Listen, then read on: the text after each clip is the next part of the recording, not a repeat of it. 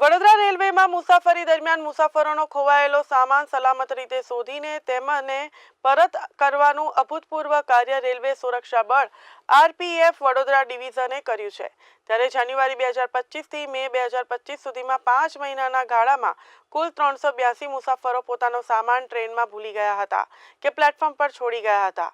આ તમામ કેસોમાં આરપીએફના સતર્ક અને જવાબદાર જવાનોએ તાત્કાલિક પગલાં લીધા હતા અને ખોવાયેલ કુલ 64,18,816નો સામાન શોધી કાઢીને વિલંબ વગર તેમના હકદાર મુસાફરોને પરત કર્યો હતો। તો આરપીએફના જવાનોની સતર્કતા અને જાહેર સેવા પ્રત્યેના સમર્પણની આ ઘટના જીવંત સાબિત છે।